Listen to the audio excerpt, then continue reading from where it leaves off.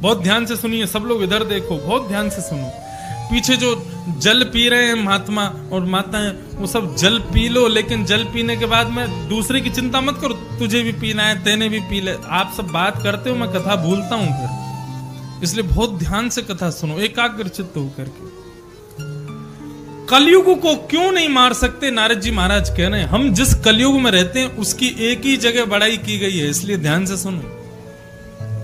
कलयुग के बारे में कहा, बोले कि महाराज भले ही कलयुग में हजारों दुर्गुण हो, लाखों दुर्गुण हो, लेकिन कलयुग में एक बहुत बड़ा सद्गुण है जो किसी युग में नहीं है। इस कलयुग का सबसे बड़ा सद्गुण क्या है? बोले यत् फलम नास्ति तपसा ना योगेन समाधिना तत्फलम लभते सम्यक कलौ केशव कीर्तनात्।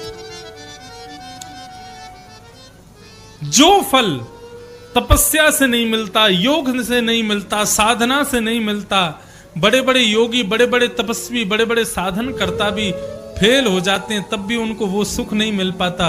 वो फल कलिकाल में केवल और केवल हरि का संकीर्तन करने मात्र से मिल जाता है। केवल भुजा उठा करके भगवान का हरिनाम संकीर्तन कर लिया जाए, उससे वो फल मिल जाएगा जो योगियों को, तपस्वियों को सतयुग त्रेता द्वापर में नहीं मिलता। ये कलयुग का प्रभाव है। अरे महाराज कहां तक कहें, एक बहुत बड़े पापी को पकड़ने के लिए यम के दूत आने लगे। वो पापी एक वृक्ष के नीचे जाकर के लेट गया, तभी ऊपर से कौवे ने, कबूतर ने बीट छोड़ी। वो उसकी विष्ठा आकर के उस व्यक्ति के मस्तिष्क पर आकर के तिलक बना देती है। यम के दूत उसको लेने के लिए आए, जैसे ही उसके मस्तिष्क पर तिलक को देखा, तिलक नहीं था, कबूतर की विष्ठा थी, लेकिन तिलक की तरह लग रही थी। तो यम के दूतों ने सोचा, बोले इसको ले जाने के लिए महाराज ने कहा है, लेकिन हमारी नरक की प्रणाली में लिखा है जो तिलक लगाता है उसको नरक पकड़ करके नहीं ले जाना है। भैया इसको छोड़ चलो, इसको नहीं ले जा सकते हैं। यमराज से जाकर के कहा, बोले महाराज हमने उसको छोड़ दिया। बोले क्यों छोड़ दिया? बोले उसने तिलक लगा रखा था। तब यमराज ने देखा, बोले अरे मूर्खों, उसने तिलक नहीं लगाया था, एक कबूतर ने उसके ऊपर अपनी विष्ठा छोड़ी थी। लेकिन यमराज ने फिर पकड़ लिया, बोले अब मत जाओ उसको पकड़ने। हमारा धर्म कलयुग कितना महान है, कलयुग की कितनी बड़ी विशेषता है। यहां पर कोई भाव से नहीं, कुभाव से भी यदि तिलक मस्तक पर रख ले और उसकी मृत्यु हो जाए, उसने जीवन भर पाप किया हो, अंतिम समय में यदि यम के दूत आएंगे और मस्तिष्क पर तिलक देखेंगे तो उसको छोड़ के चले जाएंगे। बोले ये नरक जाने लायक नहीं। सतयुग त्रेता द्वापर में ऐसा नहीं हो। सतयुग त्रेता द्वापर में तो रावण आदि भी तिलक लगाते थे, लेकिन उन पर कृपा नहीं होती थी। ये कृपा तो केवल कलयुग को प्राप्त है। भाव को भाव अनख आलसहु, नाम जपत मंगल दिस दस। भाव से जपो, कुभाव से जपो, भगवान का नाम एक बार आपके मुख पे आ जाए, कलिकाल में उसी से मुक्ति हो जाएगी। एक बार एक संत एक गांव में गए, तो एक ब्राह्मण उन संत के पास गया और संत से जाके बोलने लगा, बोले महाराज मेरा बेटा ना वो नास्तिक है, मैं ब्राह्मण हूं, मेरे 3 बेटे हैं, दोनों बेटे मेरे बड़े खूब पूजा कराते हैं, खूब पाठ कराते हैं, गृह प्रवेश कराते हैं, यज्ञ आदि कराते हैं, लेकिन मेरा सबसे छोटा बेटा नास्तिक है, कुछ नहीं करता। कहां तक कहें, कोई राम राम भी बोल देना तो वो ईंटा पत्थर फेंक के मारता है। बोले मुझसे ये शब्द मत बोला करो, मुझे पसंद नहीं है, प्रिय नहीं। भगवान का नाम भी उसको पसंद नहीं है। संत ने कहा एक काम करो, हम कल तुम्हारे घर आएंगे, तुम्हारे बेटे से हमको मिलवाओ। उस व्यक्ति ने कहा, बोले महाराज संतों को देख करके तो और चिढ़ जाता है वो। बोले चिढ़ जाने दो, बोले लेकिन हम कल आएंगे, उसको पकड़ करके उससे बात करेंगे। संत दूसरे दिन ब्राह्मण के घर पहुंचे। ब्राह्मण के घर जाकर के महाराज उस व्यक्ति से मिले, उस बालक से मिले। बालक पहले तो भागने लगा, बोले कि मैं तुम जैसे संतों से मिलता नहीं हूं, दूर रहो दूर रहो दूर रहो। बोले संत बोले मुझे कुछ नहीं चाहिए, 1 मिनट बात कर ले बस। बालक बोला क्या बात करनी है? बोले तू कुछ मत कर, केवल अपने मुख से एक बार जय श्री कृष्ण बोल दे, फिर जीवन भर ना भजन करना, ना कीर्तन करना, ना कथा सुनना, कुछ मत करना, बस जय श्री कृष्ण बोल दे। बालक बोला नहीं बोलूंगा। बोले एक बार बोल दे, एक बार में तेरा क्या चला जाएगा? बोले नहीं बोलना मेरे को। जैसे लोगों के लिए गाली बोलना पाप है, अपराध है, ऐसे ही ये शब्द बोलना मेरे लिए अपराध है, मैं नहीं बोलूंगा। संत बोले एक बार जय श्री कृष्ण यदि कह देगा तो उसमें कोई कुछ तेरा बिगड़ नहीं जाएगा, कुछ चला नहीं जाएगा, एक बार जय श्री कृष्ण बोल दे। बोले आप कितना भी प्रयास कर लो, कितनी भी मेहनत कर लो, मैं जय श्री कृष्ण नहीं बोलूंगा। संत बोले बस हो गया काम, तुमने बोल दिया जय श्री कृष्ण, हो गया, जय श्री कृष्ण हो गया। संत बोले अब तुमको करना क्या है? बोले अब जीवन भर जय श्री कृष्ण बोलना मत। जब मर जाओगे ना तो स्वर्ग तो जाओगे नहीं, नरक जाओगे, क्यों काम अच्छे करते नहीं हो तुम। तो जब नरक जाओ ना तो यमराज को जाकर के केवल इतना बोलना कि एक बार मैंने जय श्री कृष्ण बोला था, उसका फल पहले मुझे दो, उसके बाद मेरे पापों की जो मेरे को देना हो सजा दे देना। एक बार जय श्री कृष्ण बोलने का फल पहले मुझे दो।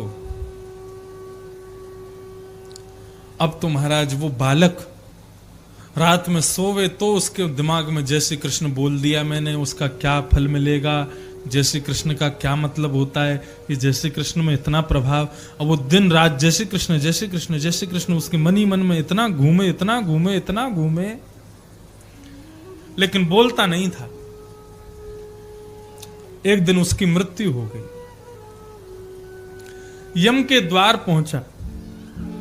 यमराज जी ने पूरा कॉपी खोल करके देखी महाराज, उसके पूरा रजिस्टर निकाला तो उसने तो जीवन में बहुत पाप किया है।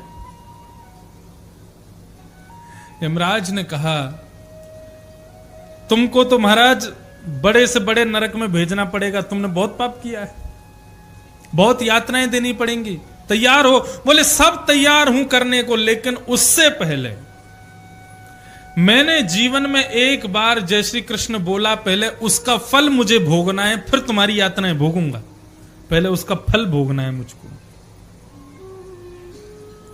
यमराज बोले एक बार जय श्री कृष्ण बोला? बोला हाँ बस एक बार बोला जीवन में, उसका फल पहले मुझे भुगा दो, फिर तुम जो यातना दोगे सब स्वीकार है। यमराज जी सोचने लगे, अपने सैनिकों से दूतों से पूछे एक बार जय श्री कृष्ण बोलने का फल क्या होता? बोले महाराज हमको नहीं पता, किसी को नहीं पता। यमराज जी बोले तुम रुको, हम ब्रह्मा जी से पूछ के आते हैं, अभी जा रहे ब्रह्मलोक। बोला कि मैं नहीं रुकूंगा यहां पे, अब ब्रह्मा जी ने कुछ अच्छा बताया तुम आके बुरा बता दो, मैं कैसे विश्वास करूं? मैं भी चलूंगा साथ में, सुनूंगा वहां चल के। यमराज जी बोले तो चलो फिर साथ में। चलने लगा तो बोला सुनो मैं पैदल नहीं जाऊंगा, मैंने कौन सा कोई अपराध थोड़ी किया जो पैदल जाऊं ब्रह्मा के द्वार, मेरे लिए पालकी मंगवाओ। यमराज जी बोले पालकी क्यों? बोले एक बार जय श्री कृष्ण बोलने का, नहीं तो फल बताओ मेरे को, नहीं तो पालकी मंगवाओ, दोनों में से कुछ एक करो। ब्रह्मा जी ने बोले भाई लाओ पालकी लाओ, इसके लिए पालकी ले आए, 4 कहार उठाने लगे तो ऊपर बैठा बैठा बोलने लगा ए यमराज जी ये 4 लोगों से क्यों उठवा रहे हो? बोले क्यों? बोले आप इतना हट्टा तगड़ा शरीर लेकर के चल रहे हो, एक को हटा दो स्वयं लग जाओ ना। बोले अच्छा मैं क्यों लगूं? बोले क्योंकि मैंने एक बार जय श्री कृष्ण बोला, उसका फल बताओ, या तो उसका फल बताओ या फिर नीचे लग जाओ। यमराज जी ने एक व्यक्ति को हटाया, स्वयं कंधे पे उठा लिया, रोते रोते ब्रह्मा जी के पास पहुंचे। ब्रह्मा जी बोले वाह भाई वाह, आज तो साक्षात नरक के स्वामी किसी दिव्य भक्त को मेरे यहां लेकर के आए, अपने कंधे पे चढ़ा के लाया।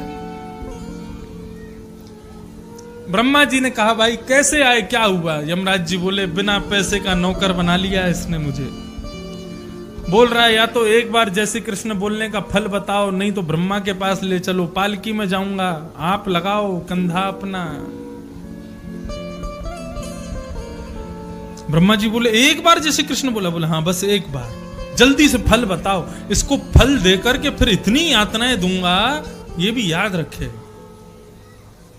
ब्रह्मा जी ने महाराज चारों वेद खोज लिए, 3-3 बार देख लिए, लेकिन जय श्री कृष्ण एक बार बोलने का कोई फल कहीं नहीं लिखा। ब्रह्मा जी बोले इसमें तो लिखा नहीं है। तो फिर यमराज जी बोले तो फिर क्या करें? बोले एक काम करो, शंकर जी के पास चलें, शंकर जी को ज्यादा पता रहता है, वो नेत्र बंद करके निरंतर ठाकुर जी का स्मरण करते, उनको पता होगा, चलो। चिदानंद रूप शिवोहम शिवोहम। महाराज ये मध्य प्रदेश है, महाकाल की भूमि है। नमः पार्वती पतये हर हर महादेव। शंकर जी के पास पहुंचे हैं। यमराज जी और ब्रह्मा जी दोनों ने कहा, बोले महाराज इसने एक बार जय श्री कृष्ण बोला है, उसका फल पूछ रहा है। शंकर जी बोले महाराज उसका फल तो मुझे भी नहीं पता। वो कहां चले? बोले नारद जी के पास चलो। अब तो ब्रह्मा जी, शंकर जी, यमराज जी तीनों लेकर के नारद जी के पास पहुंचे। नारद जी बोले मुझे भी फल नहीं पता। अरे बार बार कहां भटक रहे हो? सीधे बैकुंठ चलो, साक्षात शंख चक्र गदा पद्मधारी श्रीमन नारायण से ही जाकर के पूछेंगे कि क्या फल है जय श्री कृष्ण बोलने का। चारों अपने कंधे पर उठा करके उसको लेकर के जैसे ही गोलोक धाम पहुंचे, वैकुंठ पहुंचे, वहां पर शंख चक्र गदा पद्मधारी नारायण भगवान विराजमान हैं। सबने जाकर के प्रणाम किया और प्रणाम करके वंदन करते हुए कहा महाराज इस व्यक्ति ने एक बार जय श्री कृष्ण बोला है, उसका फल पूछ रहा है, आप कृपा करके बताइए ना। भगवान जोर से मुस्कुराए और मुस्कुरा के बोले साक्षात यमराज, साक्षात ब्रह्मा, साक्षात शिव, साक्षात नारायण, नारद जी जिसको अपने कंधे पर उठा करके वैकुंठ लेकर के मेरी गोद में पधराने लावे, यही एक बार जय श्री कृष्ण बोलने का फल है। यही फल है उसका, और क्या पूछोगे भैया।